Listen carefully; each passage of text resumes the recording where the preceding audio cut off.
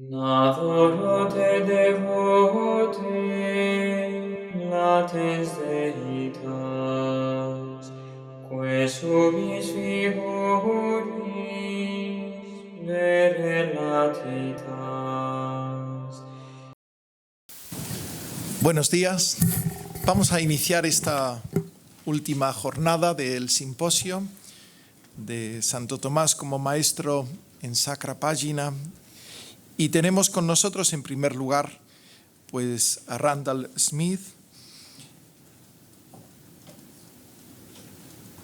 Él es profesor en la Universidad de Santo Tomás de Houston. Es autor de 4 libros, sobre todo How to Read a Sermon by St. Thomas, a Beginner's Guide, and Aquinas, Bonaventure, and the Scholastic Culture of Medieval Paris, and From Here to Eternity. Su próximo libro es el único comentario en inglés sobre el itinerario de la mente a Dios de San Buenaventura, que estará disponible en el Cambridge University Press en otoño del 2024. Él, sobre todo, le hemos traído especialmente porque es un gran experto en los sermones de Santo Tomás de Aquino. Fijaos que la misión del maestro en la Universidad de París es leer la Escritura, disputare, penetrar en ella con los instrumentos de la razón y predicar, ofrecerle al pueblo de Dios toda aquella sabiduría para alimentar su alma, ¿no? Hemos recorrido esos 2 primeros momentos de se legere, de se disputare, y ahora pues vamos a considerar todo este fruto para la vida cristiana de toda esta sabiduría transmitida. Y en este sentido, pues tenemos con nosotros a un experto que nos va a hablar justamente de esta dimensión de la predicación y de la presencia de la Escritura en la predicación de Santo Tomás de Aquino. Randolph, thank you very much for being here. Gracias. I don't know. My voice generally loud enough, I think, even if this isn't on.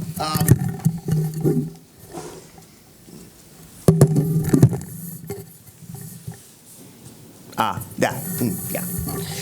It is not uncommon to hear historians claim that 13th century biblical commentaries are like scholastic disputed questions. They have come to this conclusion, however, I would suggest, because they have failed to read these commentaries in light of the contemporary 13th century sermo modernus, modern sermon, style of preaching. My thesis is that these biblical commentaries made constant use of the methods of this style of preaching and purposefully incorporated material that the master knew would be especially useful for students when they undertook the task of writing their own sermons.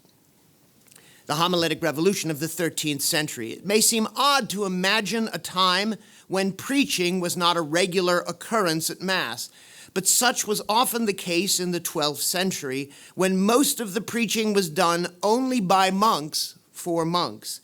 The ordinary parish priest was not expected and often not competent to prepare and deliver regular sermons. The task of routine preaching to the laity was the responsibility of the bishop, who was supposed to preach each Sunday. When this requirement was fulfilled, and it often was not, the result might be no more than 1 sermon per diocese per week.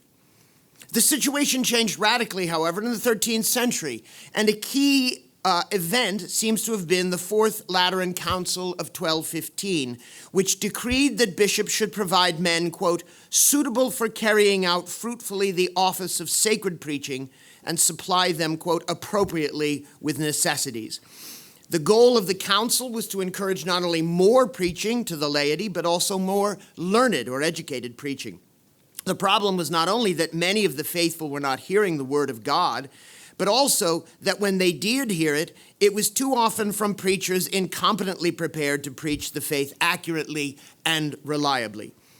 Providentially, the Franciscan and Dominican orders had been founded at around the time of the Fourth Lateran and quickly made themselves well equipped to take up the charge of the council to provide doctrinally correct, well-trained preachers to minister to the increasingly educated lay people in the towns and cities.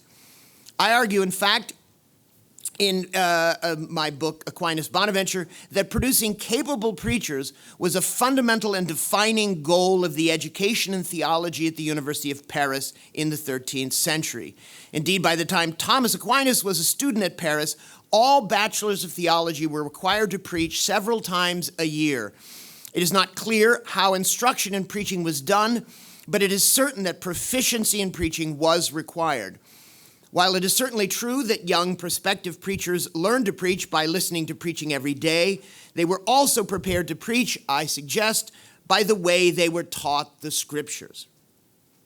Due to the unique and somewhat odd characteristics of the 13th century sermo-modernist style of preaching, perhaps a few words are in order by way of introduction. In this style of preaching, instead of a line-by-line commentary, the parts of the sermon were developed from the words of one biblical verse called the thema, which served as a kind of mnemonic device for developing and remembering the entire sermon. Allow me an example. Thomas's sermon, Germinet Terra, Sermon 18 in the Leonine edition, begins with a thema verse taken from Genesis 1:11. Let the earth sprout forth the green plant that brings forth seed and the fruit that bears fruit. Thomas had an interesting and unique challenge. By university regulation, preachers were required to preach using the same thema verse at the evening's Vespers service as they had used earlier that day at Mass. On this occasion, the sermon at Mass was delivered on the first Sunday following the Feast of the Nativity of Mary, so it was necessary to celebrate her, but the collatio delivered later that evening at Vespers was part of an anticipatory Vespers service preparing for the Feast of the Exaltation of the Cross the next day. Two major feasts, one thema verse. But here was Thomas's genius. He was able to use this single thema verse from Genesis 1:11 to transition seamlessly from his meditation on the birth of Mary in the morning sermon into his reflections on the exaltation of the cross later that same day at Vespers. He accomplished this transition by dividing the opening thema verse into the two objects that the earth is said to sprout forth: the green plant that brings forth seed, which he associated with the Virgin Mary, and the fruit tree that bears fruit, which he associated with the cross of Christ. How does this work? It might help to refer to the outline under text 1 on your handout, if you have the handout.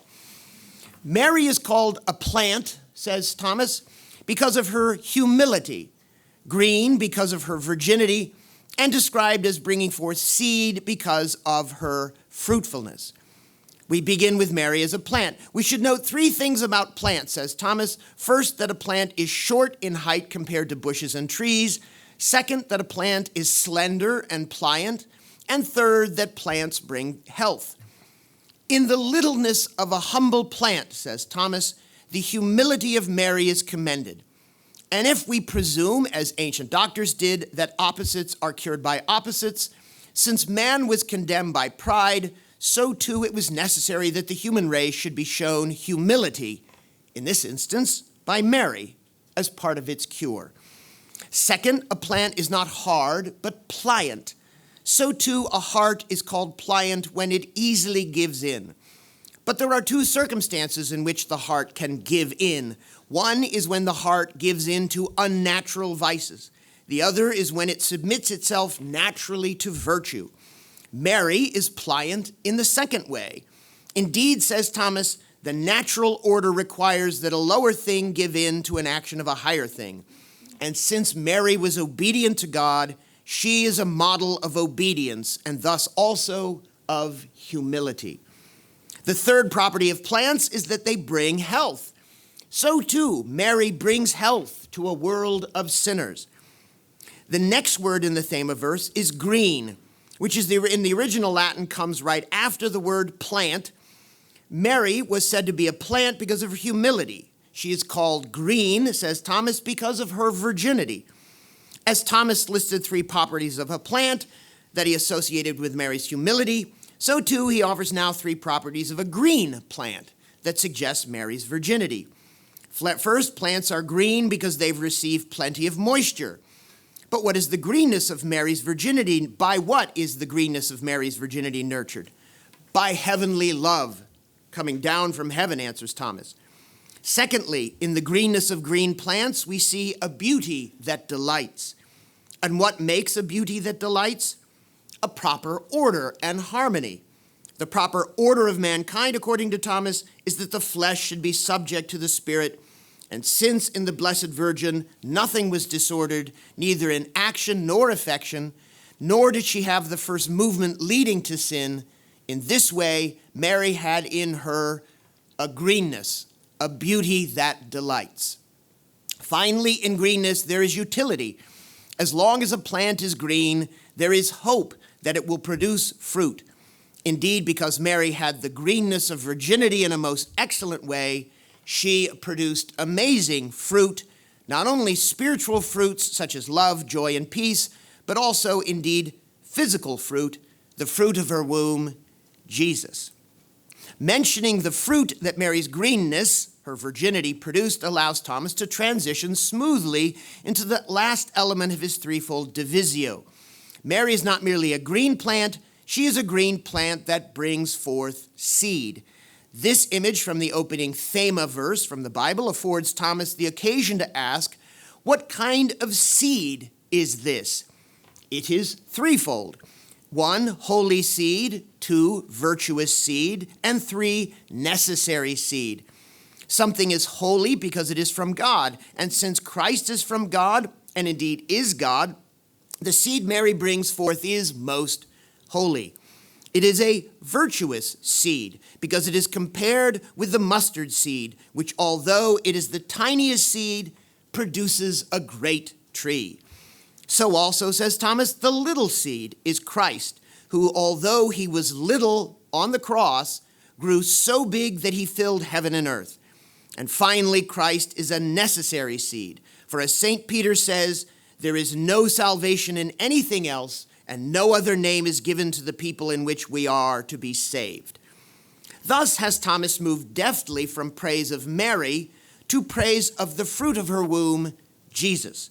A rhetorical strategy that is not only theologically appropriate, but which will also serve him well as he makes the transition into his Collatio address later that evening at Vespers, into a discussion of Christ's cross in conjunction with the phrase, the fruit-bearing tree, from the opening verse. There isn't time to go into details any further, but I trust by now the pattern has become clear. You can see the way these wonderful images go all together and make up the way the sermon goes. Developing ideas based on a single word or phrase was known as dilatatio, or we might say dilation. And a survey of the late 13th century preaching manuals reveals that there were 8 basic methods of dilating a word or words from a thema verse in a sermon. Text 2. 1, proposing a discussion based on a noun as it occurs in a definition or classification, such as in Thomas's dilation of the word plant above. 2, making subdivisions of the original division. We saw this too. Reasoning or argumentation, although preachers were warned not to make a sermon sound like a disputation. Chaining together, number 4, concordant biblical authorities. This happens everywhere. 5, setting up a series running from the positive through the comparative and finally arriving at the superlative in the manner of good, better, best. We'll see an example of this in a minute. 6, devising metaphors through the properties of things. We saw that in the example I gave. 7, expounding the thema in diverse ways according to literal, allegorical, tropological, and or anagogical sense. And 8, considerations of causes and their effects. Thomas employs all of these methods repeatedly in his sermons. And more to the point of our topic today, he also employs them repeatedly in his biblical commentaries. Indeed, in his biblical commentaries, he switches seamlessly back and forth from one method to another, just as he does in his sermons. Let me give you some examples. Throughout Thomas's biblical commentaries, we repeatedly find passages that employ one or more of these methods of dilation. and could have been lifted directly out of one of his sermons. But let's consider a few examples where Thomas's parsing of a word would have been useful for bachelors preparing to preach in the Sermon Modernus style. 2 from his commentary on Romans and 3 from his commentary on the Gospel of John. Let us say that a young preacher had come upon the word judgment, judicium, in his thema verse, as in Psalm 71:2, "Give to the king thy judgment, O God." How would this young preacher dilate the words of that thema verse into an entire sermon? Well, the preacher might want to warn against making the wrong sorts of judgments and exhort his listeners to make good ones. Or he might wish to distinguish between the just judgment God makes on a wicked king who makes evil judgments and the good judgments God bestows in his grace to make kings good. Either way, he could easily use this threefold distinction Thomas makes when he was commenting on Romans 2:1. "For wherein you judge another, you condemn yourself." According to Thomas, and this is text 3, this does not mean that every judgment is a cause of condemnation. For there are 3 kinds of judgment, says Thomas. One is just, i.e. made according to the rule of justice. Love justice, you rulers of the earth. Another is not just, i.e. made contrary to the rule of justice. Although servants of his kingdom, you did not rule rightly, Wisdom 6:4. The third is rash judgment, against which it is said, "Be not rash with your mouth," Ecclesiastes 5:2. He continues, text 4. A rash judgment is made in 2 ways. In one way, when a person passes judgment on a matter committed to him without due knowledge of the truth, contrary to what is stated. In another way, when a person presumes to judge about hidden matters of which God alone has the power to judge, contrary to what is stated. And you'll notice there are scripture passages chained in here at each case. Here, Thomas has supplied not only the necessary distinctions, but also the associated chained biblical authorities to use with them. Or let us say that a young preacher had found the word sent in his thema verse. He could have used this threefold distinction from Thomas's commentary in the Gospel of John to help him dilate that word. Text 5. Note that there are 3 ways in which we see men sent by God, says Thomas. First, by an inward inspiration, and now the Lord has sent me and his Spirit, as if to say I've been sent by God through an inward inspiration of the Spirit.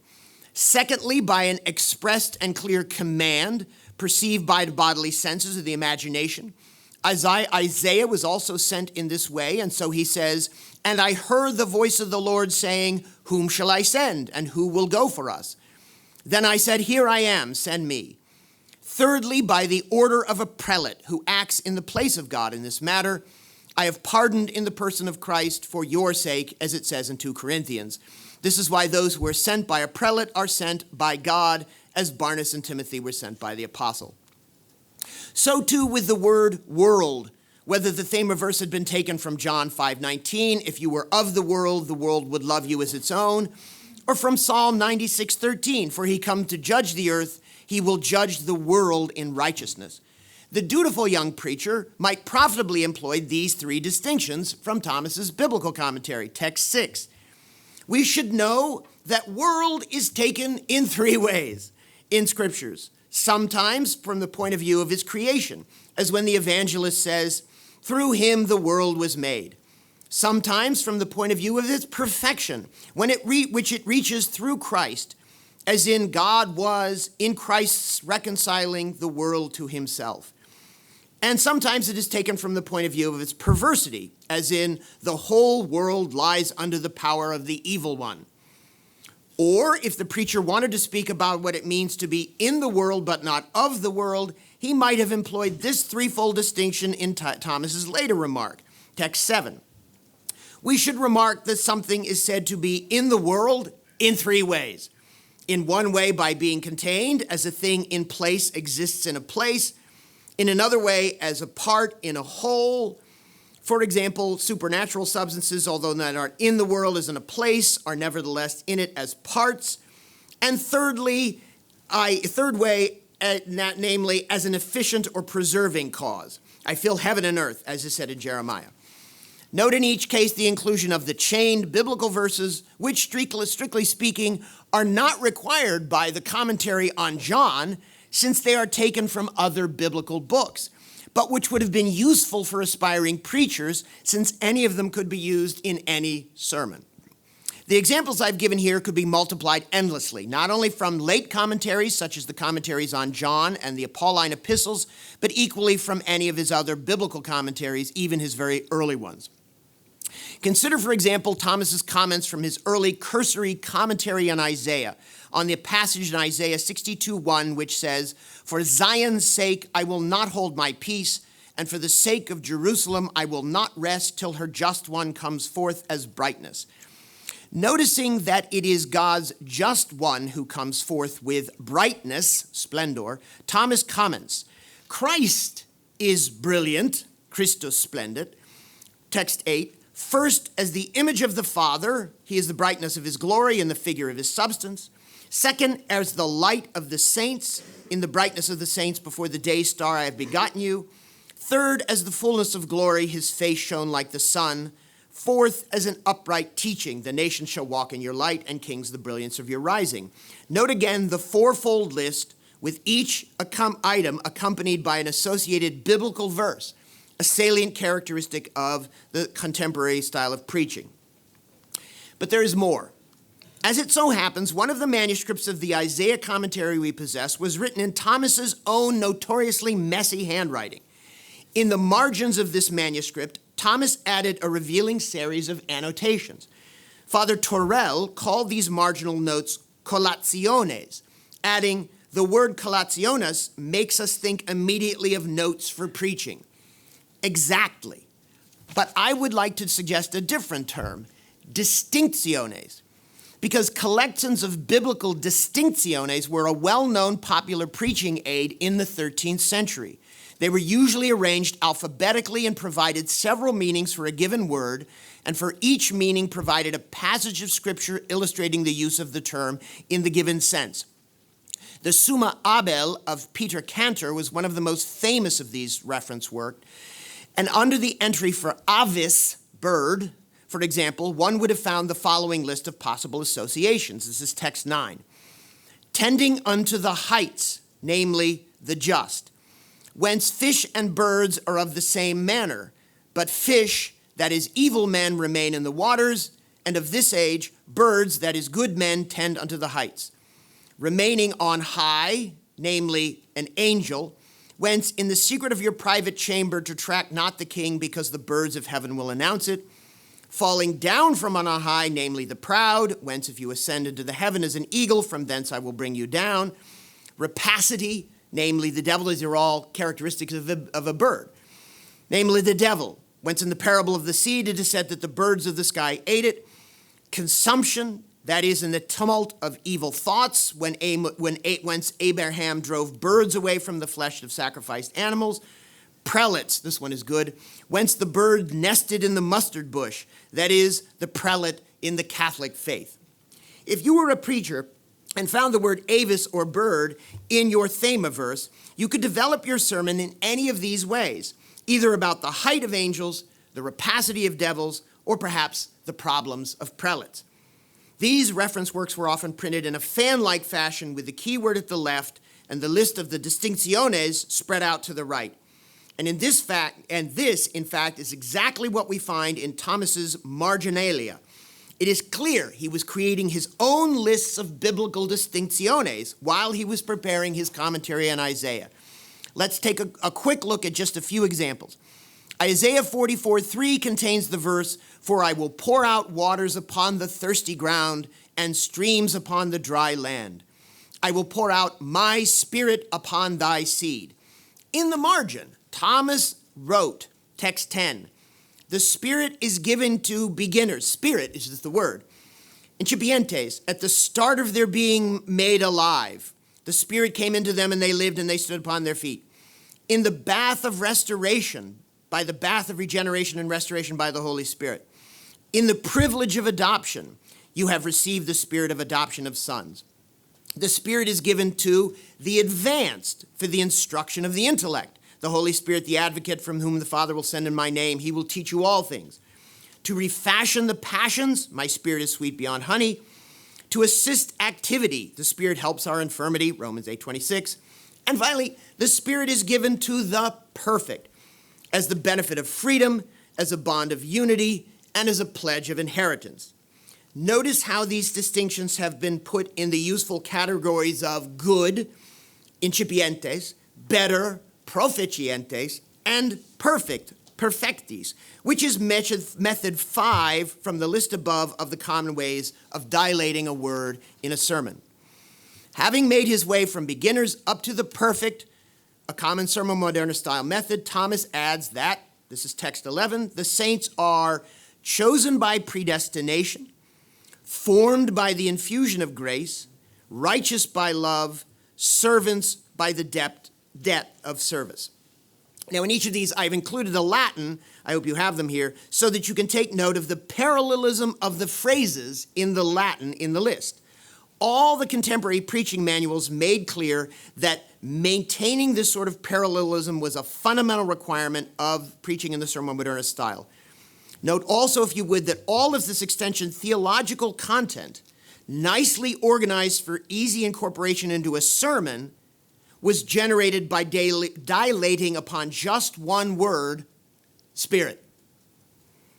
In conclusion, let me suggest that doing this kind of exercise, noticing the specific words in the biblical text, imagining the various uses of that word, and then finding places in the scriptures where the word is used in that way, and then doing it over and over and over again is precisely the sort of thing that made someone like Thomas the wonderful preacher he was to become.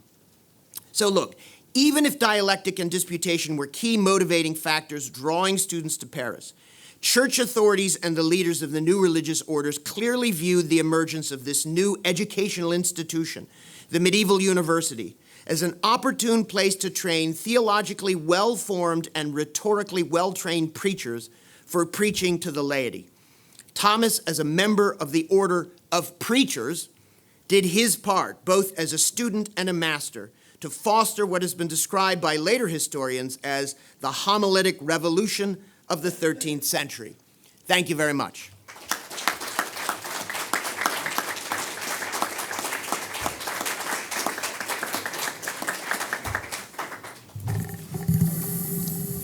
Thank you very much for illuminating this aspect of the work of St. Thomas that perhaps is more not very well known. Thank you very much. Well, ahora pasamos a otra conferencia que nos va a hablar el profesor Jörger Virgen, que es miembro ordinario de la Academia Pontificia de Santo Tomás de Aquino.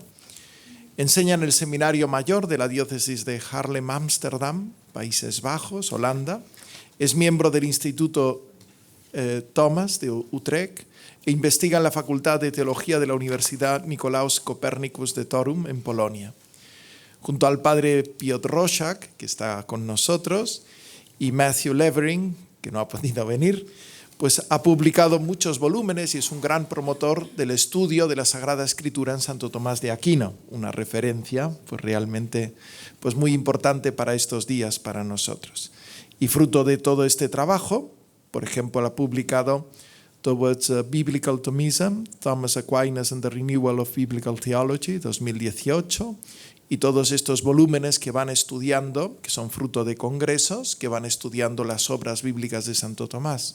Reading Job with St. Thomas Aquinas, 2020. Reading the Church Fathers with St. Thomas Aquinas, 2021. Y el próximo, que va a salir publicado, Reading Hebrews with St. Thomas Aquinas. Aquí nos va a hablar pues de como presentábamos, de esta relación, de esta promoción de la santidad, que en último término es también misión fundamental pues del predicador, ¿no? Pues tiene la palabra. Gracias.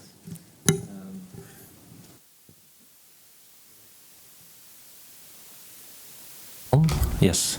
So thank you for the introduction, Father, and thank you for the organizers.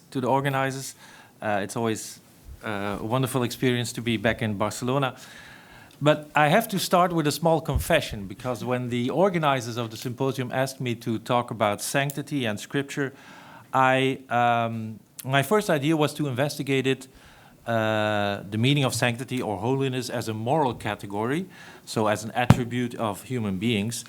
And I quickly realized, and I hope to convince you all of that such an investigation would be entirely contrary to Scripture and the Thomist tradition, but also systematically unsound. So my assumption was a typically modern one, because I had reduced theology to anthropology. So, fortunately, St. Thomas, by way of Dionysius, gives us a fruitful warning. At the beginning of his treatise on the divine names, he advises us to be, quote, constrained by temperance and sanctity about divine things. Now, St. Thomas comments approvingly on this advice by Dionysius and adds that it is the light of sacred scriptures, deriving from the first truth, which serves as the measure for our knowledge of divine things. Dionysius advises us, therefore, not to impose our own thoughts upon what Scripture gives us, temperance, and to conserve, quote, the pure truth of sacred Scriptures from every error, so sanctity. So in what follows, I will have three parts: the holiness of God, the holiness of creatures, and in particular Christ as man, and the holiness and the moral life. So part one, the holiness of God.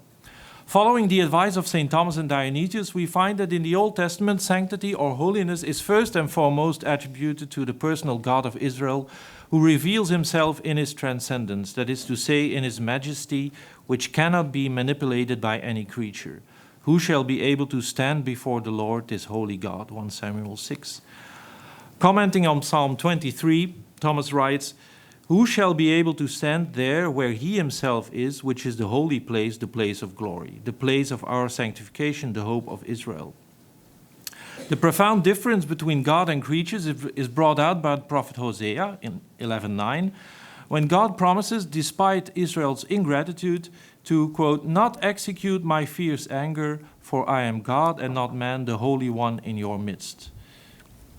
Similar words from Isaiah 12:6, in your midst is the Holy One of Israel, are read by St. Thomas typologically to refer to the incarnation, the importance of which will become more clear in a few moments. The clearest testimony of God's sanctity or holiness can be found in the Trisagion in Isaiah 6:3, which was mentioned already a few times these days. The scene of the Lord sitting on the throne, surrounded by the seraphim who proclaim, holy, holy, holy is the Lord of hosts.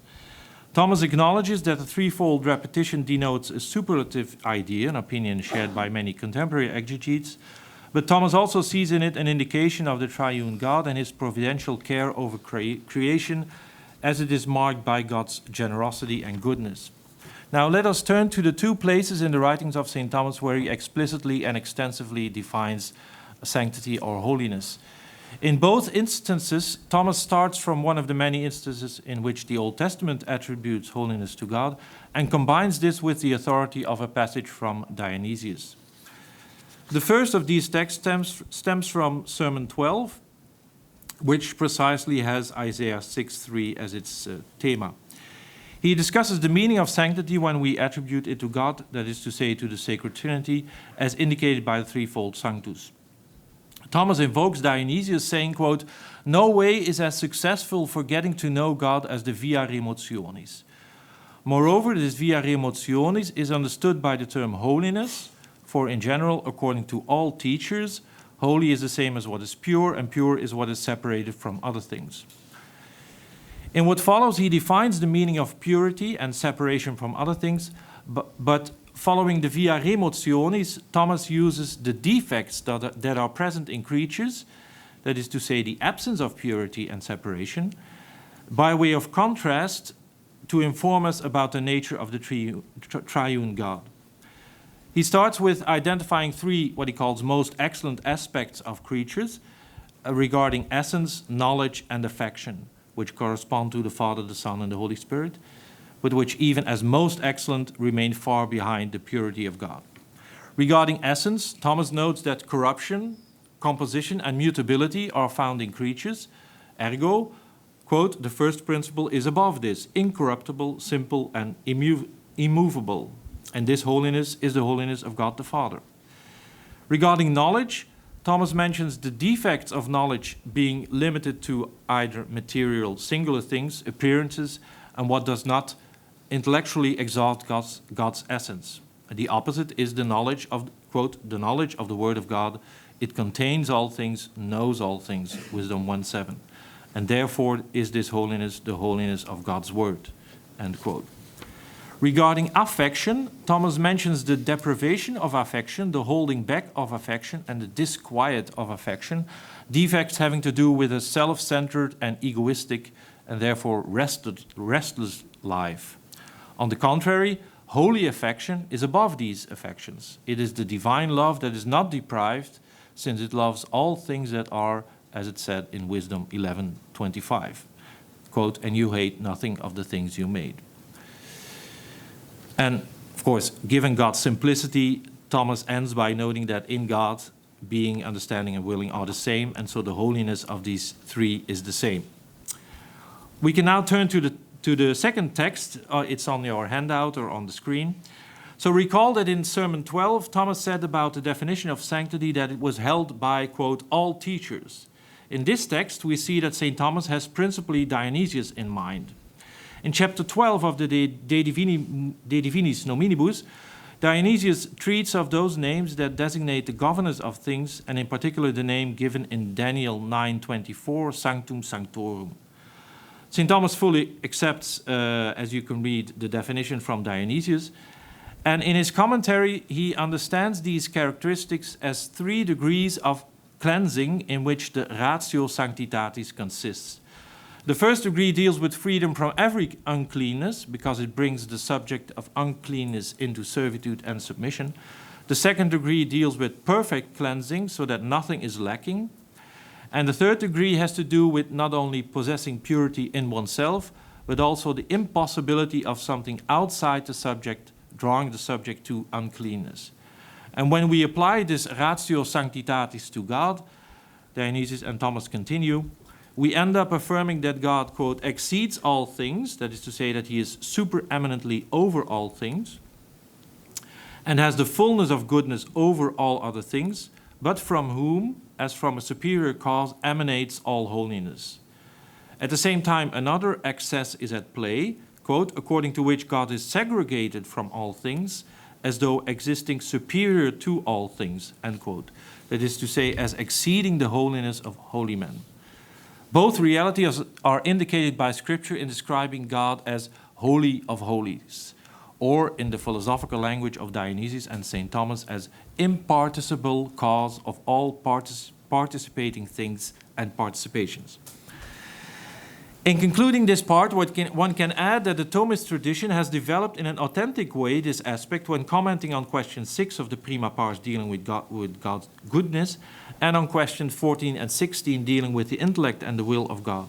In those commentaries, one finds the identification of goodness and holiness as an essential attribute of God, as well as the recognition that because God loves his most perfect goodness for his own sake in an infinite and immutable way, God is the highest degree of sanctity, and in effect, essentially sanctity.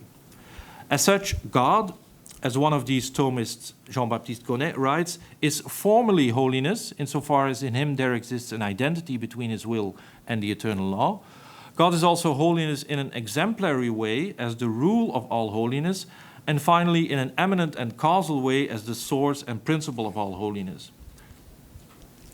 His contemporary Vincent Contesson remarks that Jesus himself emphasized the reverence for God's holy name when in Mark 1:26 he rebukes the man with the unclean spirit who said, I know who you are, the Holy One of God. Jesus orders him to be silent before driving out the unclean spirit, because the sacred name should not be pronounced by those who are unclean. In these and other authors of the Thomist tradition, one finds extensive scriptural passages supporting these insights, and some even proclaim at the beginning of their treatment of this topic that, quote, every page of sacred scripture celebrates God's holiness. Part 2. From this theocentric and participatory approach, it follows that every holiness found in creatures is derived from God's holiness.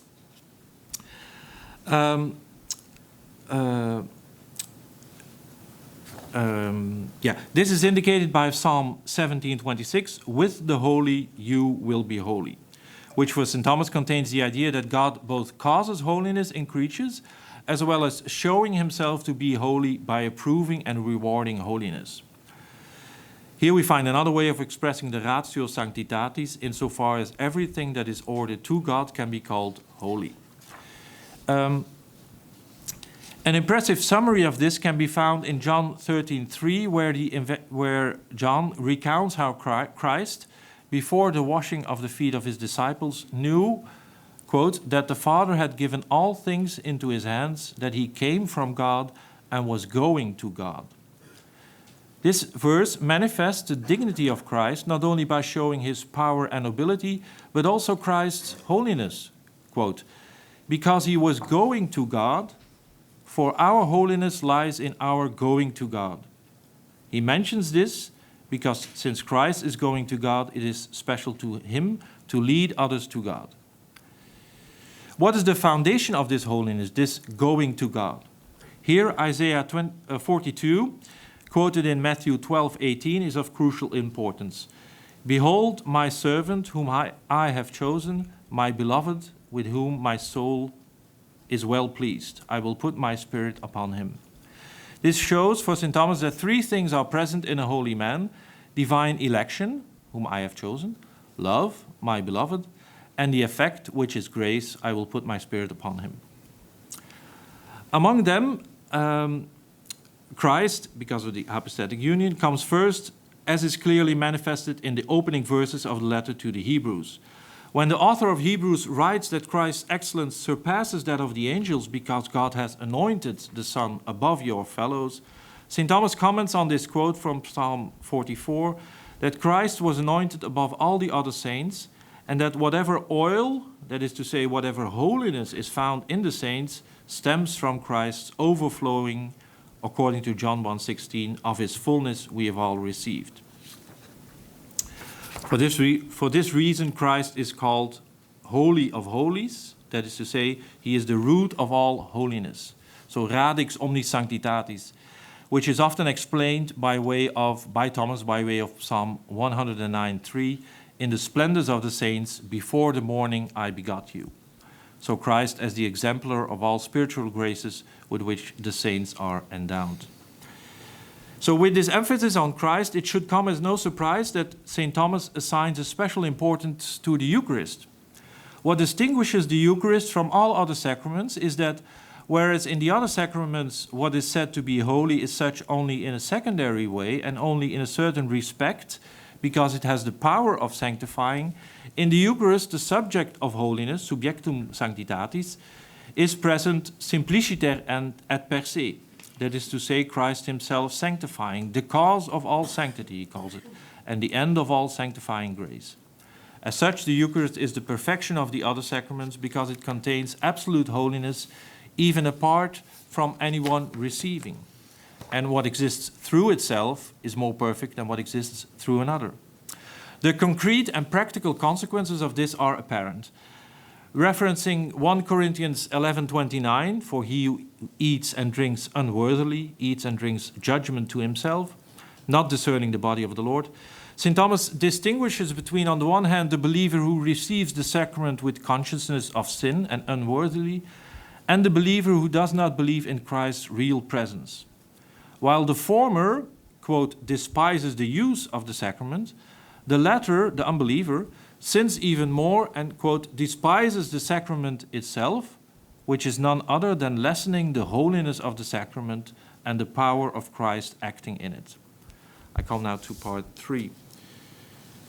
St. Thomas comments on the many occasions in which the Apostle Paul addresses his audience as saints by referring to the power of Christ's blood, following Hebrew 3:12, and the grace of the sacraments, and in particular the sacrament of baptism.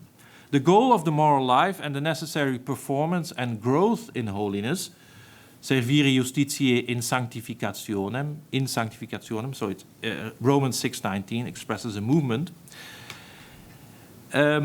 So the goal of the moral life and the growth in holiness, which is always accompanied by the cleansing or pruning of the obstacles of sin, and here St. Thomas references the image in John 15 about the vine and the branches. Quote, because in this life no one is so clean that he does not need to be cleansed more and more. So the goal consists in divinization, participation in God's holiness. And the third text on your handout is a remarkable passage from also Sermon 18, Germinet Terra, on Our Lady, but which has the trajectory from holiness of God to divinization very clearly spelled out. In his Divisio Textus of Romans 12 on the new life in Christ, he describes the chapter as dealing with, quote, instruction about that perfection of life relating to the sanctity by which a man serves God.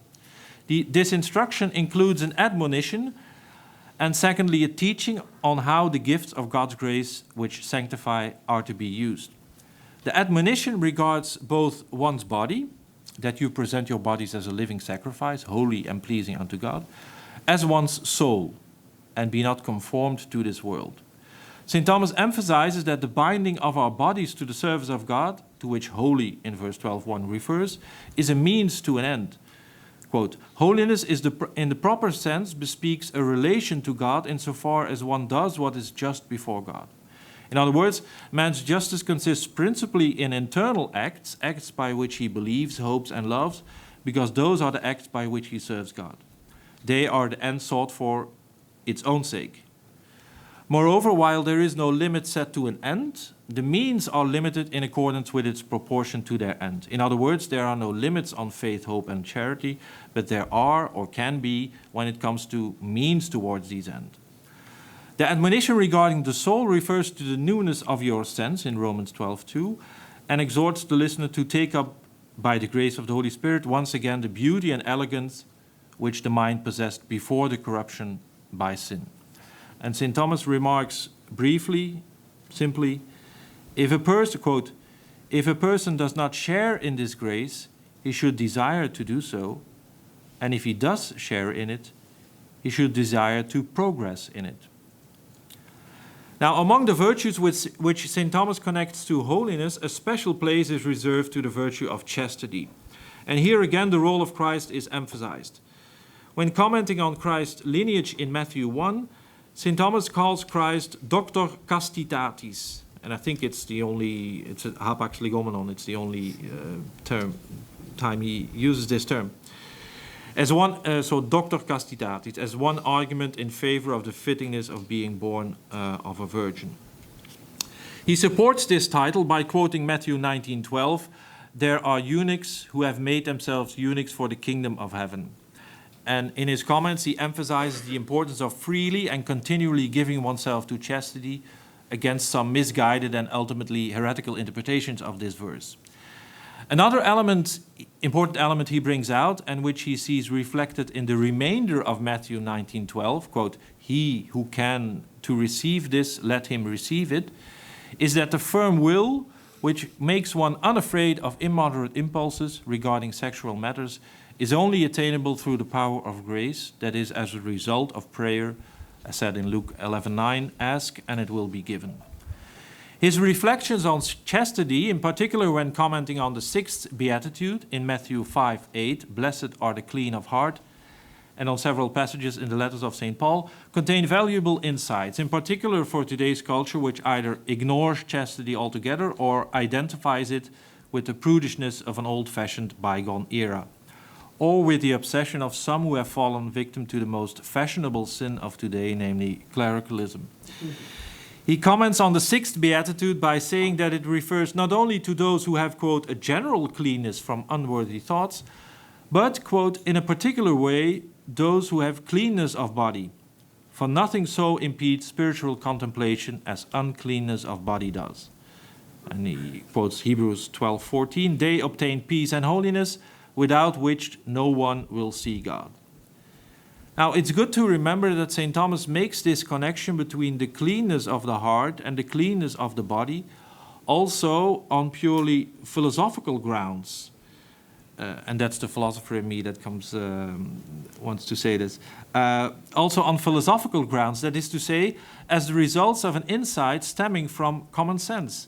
It is Aristotle who argued that bodily pleasures, and in particular the pleasures originating in the sense of touch, are the most vehement pleasures and the ones that give the most pleasure.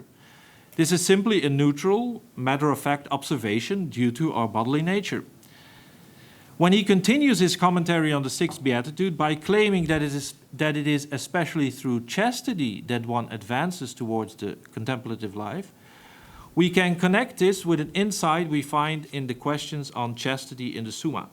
There, in response to the objection that chastity is primarily concerned with the body and therefore not a virtue of the soul, Thomas unequivocally affirms that the soul is the subject of chastity, whereas the body is the matter of the virtue.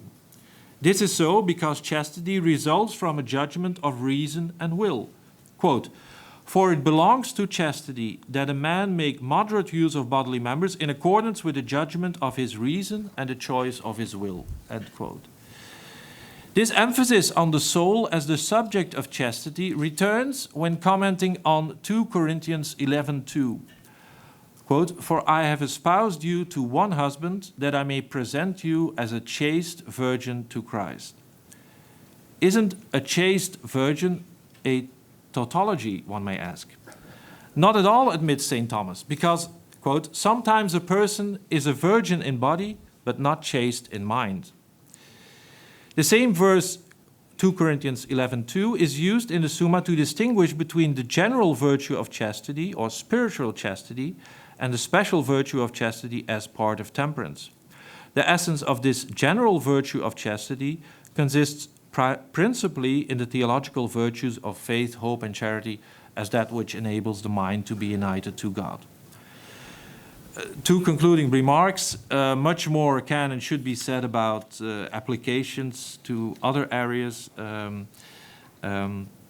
but two concluding remarks. First, the topic of holiness and Scripture. Once again, and we've heard Father Manresa say this, and also Professor Loiseau. So the topic of holiness and Scripture once again illustrates how, for St. Thomas, reading sacred Scripture is never and can never be a neutral activity. Rather, it is a confessional exegesis. The term stems from Gilbert Dahan, and Professor Loiseau expanded on it extensively, in which the confession of the faith is primordial, and Scripture is a means to an end and directed by God, so that through Scripture the truth necessary for salvation is revealed. Secondly, our topic also reveals a second important feature of St. Thomas's biblical exegesis. Any truth, in our case a metaphysics grounded in God's transcendence and creatures' participation, as illustrated by Dionysius, any truth can be used in the service of the faith precisely because the truth necessary for salvation is one and addressed to the intellect. Thank you very much.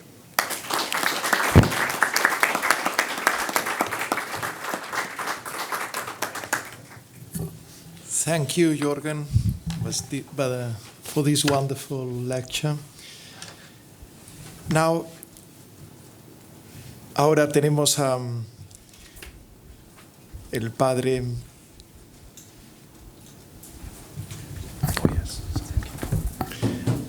David Perrin. Él es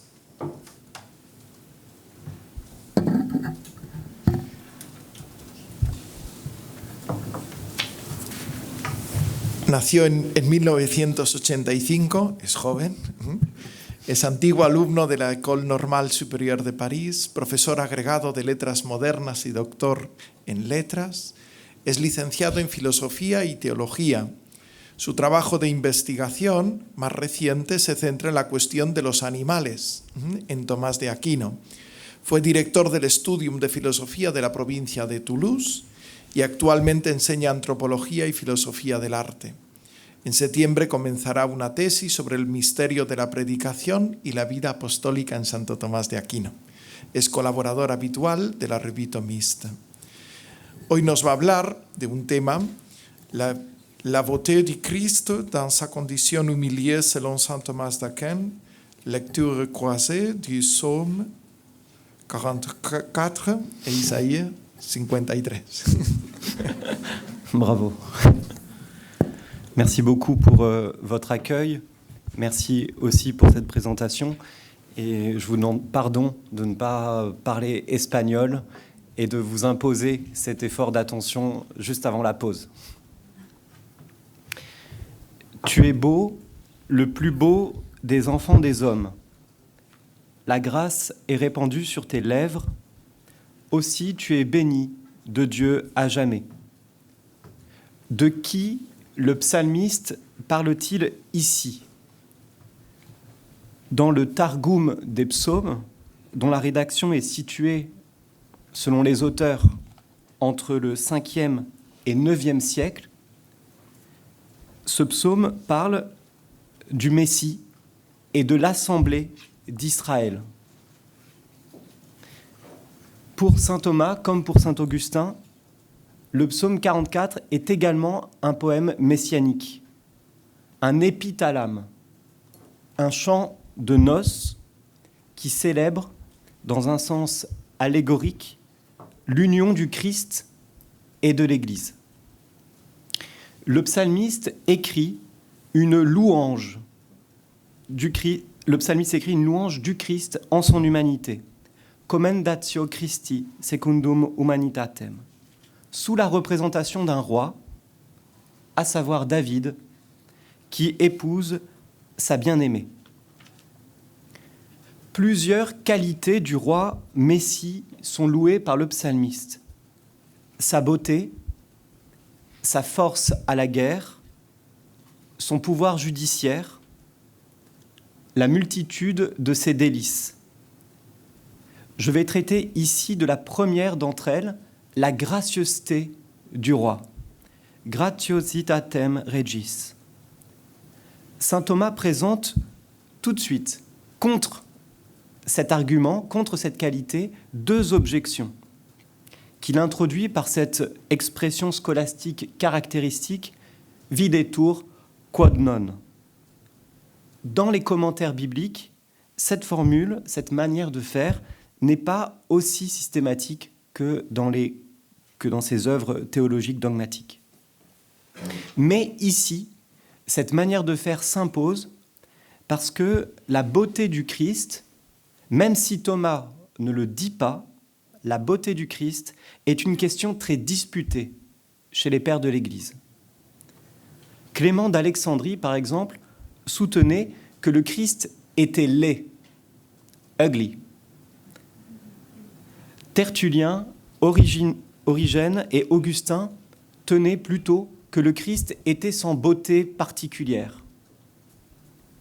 Jean Chrysostome et Jérôme argumentaient en faveur de la beauté du Christ. Alors, saint Thomas doit se positionner par rapport à ses autorités. Et surtout, il doit se positionner par rapport aux textes eux-mêmes. La première objection soulevée par saint Thomas repose sur un argument d'autorité qui s'appuie sur le verset d'Isaïe. Comme un surgeon, il a grandi devant lui comme une racine en terre aride, sans beauté ni éclat, pour attirer nos regards et sans apparence qui nous eût séduits. Argument d'autorité, ensuite argument de raison. L'absence de beauté extérieure du Christ est considérée comme une preuve de sa bonté morale, comme un exemple donné à tous. Il convenait, selon l'objectant, que le Christ fût sans beauté ni richesse extérieure. Pourquoi ? Pour nous enseigner à mépriser celle-ci. Ut doceas eas contemnendas. Le commentaire du psaume 44 et le commentaire du chapitre 53 d'Isaïe répondent à ces deux objections de façon différente. Le premier, en dégageant plusieurs sortes de beauté dans le Christ. C'est ce que j'appellerais une lecture ontologique. Le deuxième, en expliquant ce que le Verbe de Dieu a voulu faire et enseigner en s'incarnant dans une chair passible. C'est ce que j'appellerais une lecture économique. Alors, je vais analyser ces deux lectures en montrant comment se dégage en filigrane une christologie kénotique, cohérente et originale. Première partie, Speciosus forma prefiliis hominum. Ce verset 3 est composé de 3 parties. Dans une première partie, le psalmiste dit du roi Messie qu'il est speciosus forma, beau par sa forme. Saint Thomas interprète ici le mot forma en un sens métaphysique et même aristotélicien, comme il l'avait fait, vous savez, pour le commentaire de l'épître aux Philippiens. Philippiens qui parle de la forma Dei, forma servi. Forma Dei. Il l'emploie dans un sens métaphysique. Citation. Chaque chose, selon la nature du genre ou de l'espèce, est constituée par sa forme. Aussi dit-on de la forme quelle est la nature de la chose. Et ainsi, être dans la forme de Dieu, c'est être dans la nature de Dieu. Et par cette expression, on comprend que le Christ est vrai Dieu. Saint Thomas se propose donc d'étudier la beauté du Christ selon sa nature, ou plutôt sa double nature humaine et divine. La deuxième partie du verset, diffusa est gratia in labiis tuis, va le pousser à traiter plus particulièrement de la beauté de sa parole, de son éloquence. Et la troisième partie du verset, c'est une bénédiction conclusive, je ne vais pas en parler. Pour expliquer tout d'abord pourquoi le psalmiste distingue forme et parole, beauté dans sa forme, beauté de sa parole, saint Thomas s'appuie sur une convenance anthropologique qui revient souvent dans ses œuvres philosophiques et théologiques. La beauté, dit-il, est perçue par 2 sens en particulier, qui offrent le plus de connaissances, la vue et l'ouïe. Le premier regarde la réalité dans sa globalité et le second sous un angle plus circonscrit. Alors ce lien est pour lui établi, ou plutôt confirmé, dans un verset du Cantique des Cantiques qu'il aime à citer. Ostende mihi faciem tuam, sonet vox tua in auribus meis, vox enim tua ducis, et facies tua decora. Donc, à la vue, la beauté du Christ en sa forme. Saint Thomas, là, distingue non pas une beauté, non pas 2 beautés, parce qu'on aurait pu s'y attendre, la beauté physique et la beauté morale, il distingue 4 beautés. Et quand j'ai comparé ce commentaire avec celui d'Albert le Grand, par exemple, on voit bien que le commentaire de saint Thomas est beaucoup plus développé. Donc, 4 beautés. Quadruplicem pulchritudinem. La présentation de ces 4 beautés suit un ordre décroissant de perfection. Le théologien part de la plus noble d'entre elles, la beauté divine, et ensuite il arrive à la plus basse, la beauté corporelle. Alors donc la première beauté qu'il reconnaît au Christ, sans pouvoir cependant la voir, puisque c'est une beauté spirituelle, c'est une beauté complètement ineffable, sans pouvoir la contempler, eh bien c'est la beauté de la forme divine, secundum formam divinam. À la différence des hommes qui n'ont accès à cette gracieuseté que par dérivation et participation, secundum redundantiam et participationem, le Christ est le plus beau des hommes parce qu'il est Dieu, parce qu'il a lui-même en plénitude la beauté divine. Alors il cite à l'appui plusieurs versets de l'Écriture qui parlent de la beauté du Fils, comme l'Épître aux Hébreux, qui célèbre le Fils comme le resplendissement de sa gloire et l'effigie de sa substance. Splendor gloriae. Donc la supériorité de la beauté du Christ trouve là son explication la plus haute.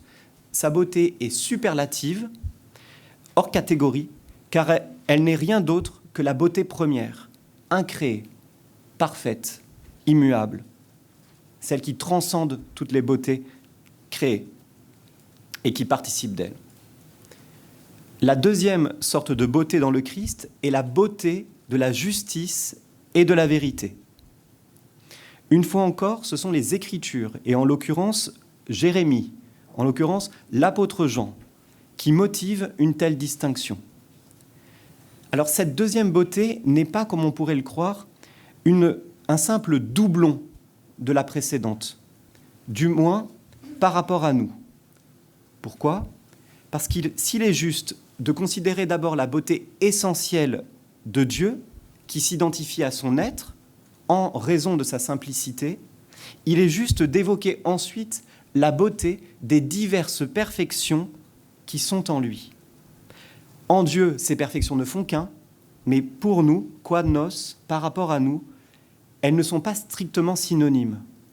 Donc la vérité, la justice, l'amour, la vie recouvrent dans les réalités créées des aspects différents, et chacune d'entre elles ont une beauté propre qu'il convient de dégager.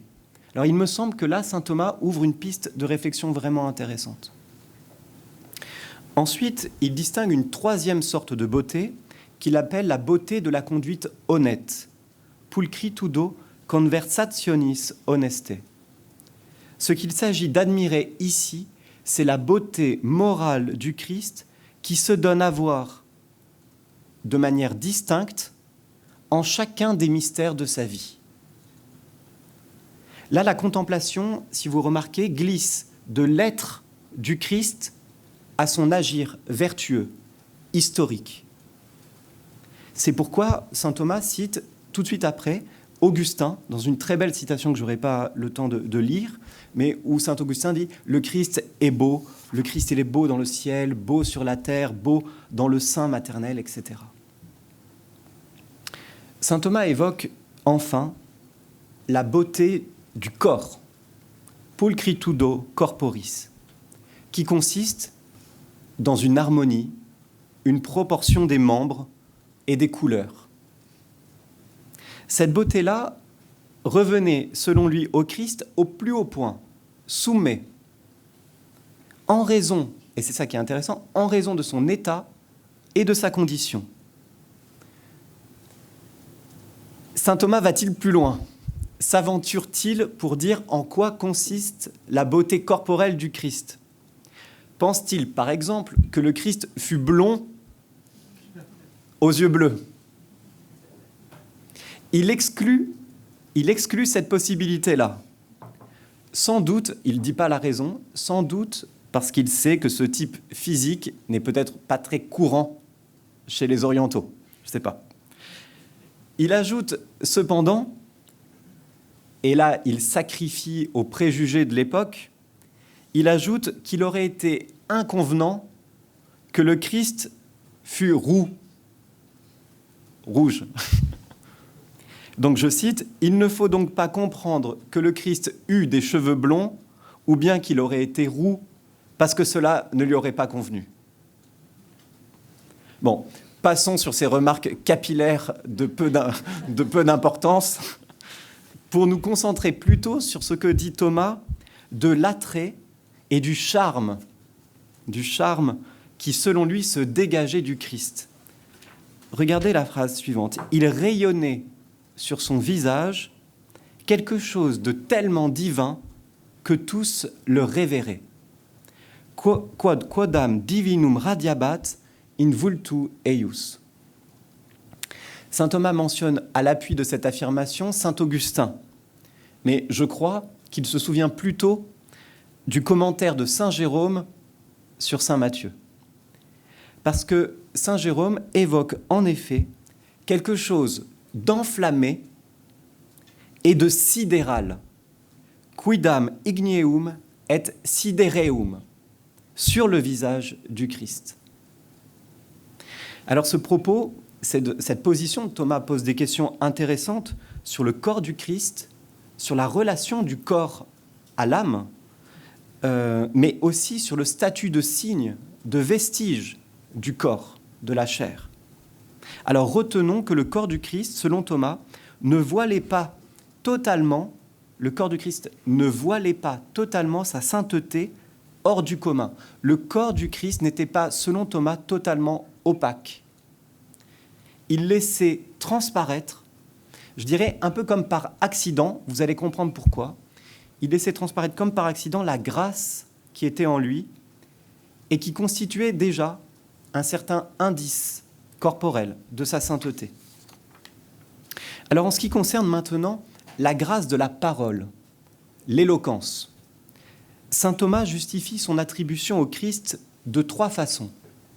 D'abord, en pointant son contenu bénéfique. Le Christ, dit-il, proclamait des choses faciles et promettait le repos, ce qui est agréable. Ensuite, il appréhende la parole du Christ sous l'angle de son modus, de sa forme. Et là, il dit, le Christ avait une façon ordonnée de parler. Et ça plaît à l'intelligence. Et ensuite, il avait une façon de parler fervente, pleine de chaleur. Et cela comblait, satisfaisait l'affectivité des auditeurs. Et enfin, je ne peux pas développer autant que je voudrais, mais gracieuse, la parole du Christ l'était en raison de son efficacité persuasive. D'où la phrase « Personne n'a parlé comme cet homme, avec autant d'autorité ». Donc là, c'est la capacité de provoquer un changement de mœurs, de vie chez ses auditeurs. Dans ce passage, vous aurez remarqué qu'en fait affleurent les 3 fins de la rhétorique. Selon Cicéron, le De Oratore, c'est exactement ça. Docere, delectare, movere. Saint Thomas connaissait cette distinction par ses études de rhétorique, mais aussi par saint Augustin, qui, dans le Doctrina Christiana, évoque ces 3 fins. Souvenez-vous également, on n'en a pas parlé dans ce colloque, mais ça aurait pu, on ne peut pas parler de tout, mais la leçon inaugurale « Hic est liber » commence par dire que l'Écriture sainte enseigne, charme et émeut. Et là, cette fois-ci, saint Thomas reprend cette distinction pour l'appliquer directement à la parole du Christ. Ce qui est très intéressant parce qu'il fait du Christ le meilleur, le plus beau des orateurs. Donc, en distinguant 4 sortes de beauté et en expliquant en quoi consiste la grâce de la parole, saint Thomas justifie la lecture allégorique du verset 3 et son application à Jésus. Il montre comment Jésus accomplit la prophétie du psaume. Oui, il est beau parce qu'il est Dieu. Il est beau parce que toutes ses perfections en lui sont divines. Il est beau parce qu'il est saint. Il est beau parce que même de corps, il l'est. Il est beau parce que son éloquence est magnifique. Donc Thomas répond d'une manière satisfaisante à la première objection tirée du livre d'Isaïe, mais il ne répond pas, je trouve très bien, à la deuxième objection, qui était l'objection morale, en disant il dit simplement « le Christ a méprisé pas du tout toutes les beautés, ni toutes les richesses extérieures, mais il a méprisé seulement les beautés et les richesses dont nous faisons mauvais usage. » Bon. Pour trouver une réponse plus développée à cette question, et à la question de savoir pourquoi le Christ, malgré toutes ses beautés, est apparu dans sa condition humiliée, sans beauté ni éclat, il faut que nous nous reportions au chapitre 53 du livre d'Isaïe. Donc c'est ma deuxième partie. « Et non es species eineque decor ». Dans le commentaire d'Isaïe, la réflexion menée par saint Thomas est commandée par 2 noms qui semblent au premier abord impossibles à concilier. Exaltatio et humiliatio. Les 2 sont tirés des Écritures. Le premier est tiré du verset 2. Exaltatio, pourquoi ? Parce que et ascendet sicut virgultum coram eo, et sicut radix. Là, pour lui, cela signifie déjà l'exaltation. Et le second, humiliatio, s'appuie sur le verset 4. Et nos reputavimus eum quasi leprosum, et percussum adeo, et humiliatum. Alors, comment tenir les 2 pôles ? Comment le Christ peut-il être à la fois le plus beau des hommes et le plus défiguré des hommes, le plus exalté et le plus humilié? La solution ne vient pas de l'extérieur, c'est-à-dire elle ne vient pas d'un concept emprunté à la philosophie. Elle vient du chapitre d'Isaïe, et plus précisément du verset 3. Et quasi absconditus vultus eius et despectus. Alors là, il faut vraiment noter un point important, c'est que la traduction de la Vulgate est une interprétation. Parce que le texte massorétique dit du serviteur, non pas du serviteur souffrant, non pas qu'il avait comme caché sa face, mais qu'il était méprisé comme quelqu'un devant qui on se voile la face. C'est pas pareil. Le sens n'est pas le même, mais les deux traditions s'accordent cependant sur l'écart entre ce que le serviteur donne à voir et ce qu'il est réellement. Mais il y a une différence. Je ne sais pas si si vous avez compris en français. Bon, merci.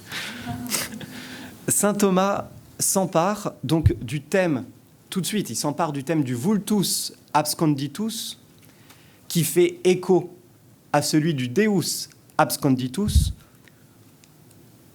pour concilier exaltation et humiliation.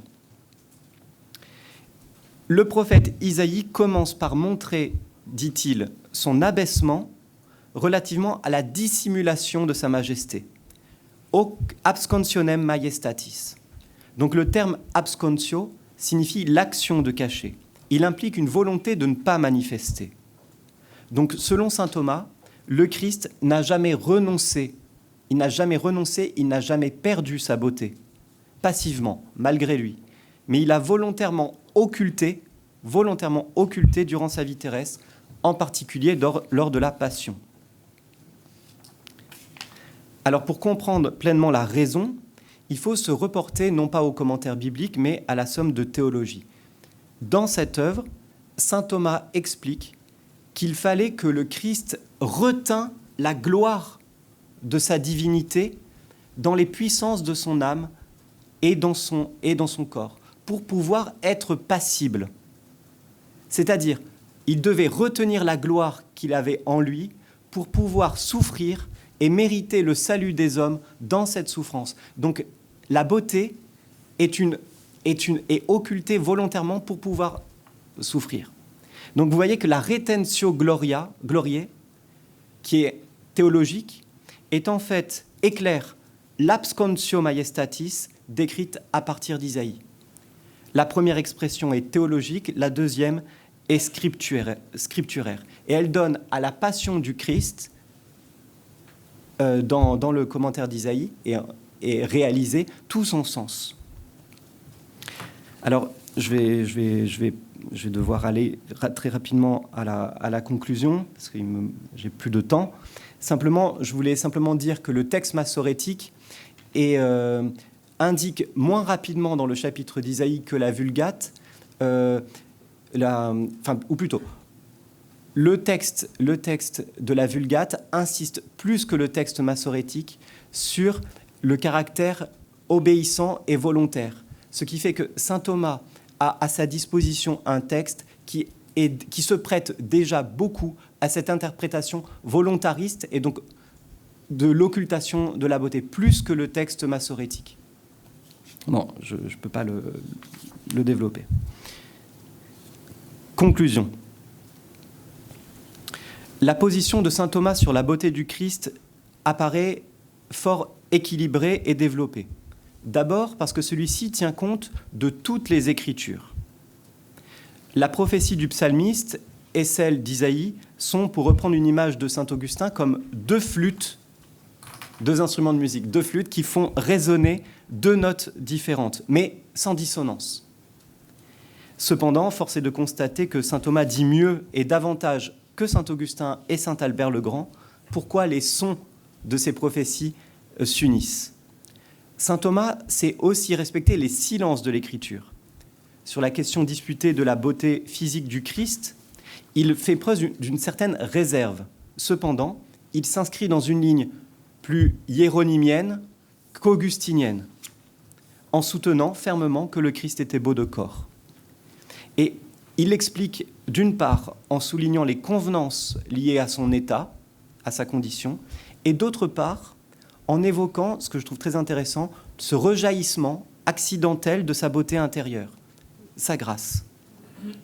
Saint Thomas ne cède pas à la tentation d'enlaidir le Christ pour le rendre plus humain, plus comme nous, ou pour exalter, à l'inverse, sa beauté morale.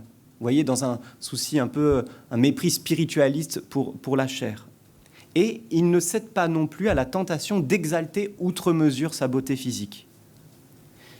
Cela en raison de sa doctrine de la retentio gloriae, qui est la condition sine qua non de la passion. Dans l'élaboration de son idée, c'est-à-dire l'occultation de la beauté, la traduction de la Vulgate, avec ses accents volontaristes propres, a joué un rôle essentiel. Alors cette étude sur la beauté du Christ dans sa condition humiliée en appelle une autre sur la beauté du Christ dans sa condition exaltée. Je dirais simplement, et je finirai par un très beau texte de saint Thomas là-dessus, je dirais simplement que le trait d'union entre la beauté du Christ humilié et la beauté du Christ exalté, ce n'est rien d'autre que les 5 plaies du Christ. Les cicatrices demeurées sur le corps du Christ n'impliquent ni corruption ni déficience.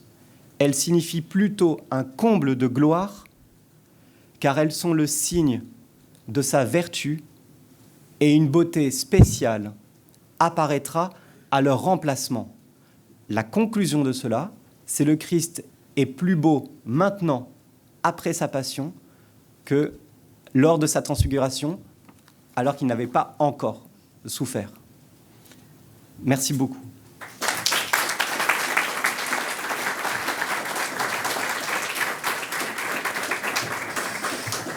Merci beaucoup Père Perrin pour ces conférences, très beaux conférences. Merci beaucoup. Tenemos tiempo ahora para algunas preguntas. Si alguien quiere formular alguna pregunta, alguno de los ponentes, es el momento para hacerlo. Merci beaucoup, mon père, pour cette belle conférence. Vous avez parlé de cette transparence du cœur du Christ. Alors, je voudrais, je vous demande si vous pouvez préciser un peu sur cette transparence, et peut-être, comme vous avez parlé aussi de la beauté de la parole, et comme Saint Thomas, après Saint Augustin, parle non seulement del verbum mentis, c'est du verbum cordis. Peut-être cette transparence du cœur du Christ se manifeste dans le verbum cordis de sa parole. Merci pour ces 2 questions qui sont aussi vraiment magnifiques, qui ouvrent beaucoup de choses. Quant à la première question, j'ai montré que le Christ, justement, volontairement, refusait de laisser transparaître sa gloire. Bon. Donc, et cependant, saint Thomas dit qu'il y a un certain charme qui se dégageait du Christ en vertu de la beauté de son âme. Donc là, il y a une petite tension. Je pense qu'on peut la résoudre en regardant ce que saint Thomas dit dans la Somme de théologie sur le statut du corps, et notamment sur la question de l'homme à l'image de Dieu. Vous savez qu'il se demande si le corps est à l'image de Dieu. Et il répond non, au sens, parce que ce n'est que l'âme spirituelle qui peut manifester cette propriété formelle et spécifique de Dieu qui est d'être de nature spirituelle. Donc il dit, non, le corps représente Dieu peut-être, mais il ne le représente pas par mode d'image, il le représente par mode de vestige. Et ensuite, il ajoute une remarque qui me semble très importante, dont j'ai parlé la dernière fois à Paris avec le frère Philippe Marie, c'est la question, le fait que le corps est vestige, le corps humain est vestige de Dieu au carré, doublement. Pourquoi ? Parce qu'il est vestige de Dieu en tant qu'il est une réalité matérielle, mais aussi parce qu'il est informé par l'âme. Et donc, il manifeste la causalité de l'âme qui, elle, est à l'image de Dieu. Donc, il y a, dans le corps humain, pour saint Thomas, il y a cette idée que le corps est doublement représentatif de Dieu, mais selon la causalité de Dieu. D'abord directement parce qu'il est une certaine matière, d'autre part parce qu'il est une matière informée par l'âme. Et donc, je pense que là, cela nous donne de comprendre comment le corps humain peut être le corps humain du Christ peut être un certain vestige de son âme et de la sainteté de son âme. En tout cas, je pense qu'il y a une voie là peut-être pour mieux comprendre ça. Et ensuite, pour comprendre ce que vous dites sur l'éloquence, je n'ai pas pu le développer sur le contenu bénéfique de la parole, mais il est clair que c'est le Verbe de Dieu qui parle. C'est le Verbe de Dieu qui parle. Donc ce qu'il dit, c'est pas simplement personne n'a parlé avec autant d'autorité, c'est que personne n'a dit ce qu'il a dit. Et c'est ça aussi la beauté, c'est la beauté des paroles mêmes de Dieu, c'est le Verbe de Dieu qui s'exprime. Donc en effet, mais c'est vrai que saint Thomas en tout cas dans ce texte-là, c'est inclus dans le contenu bénéfique, mais c'est pas développé comme ce que c'était pas développé comme ce que vous attendez. Nadoro te devote, latens deita.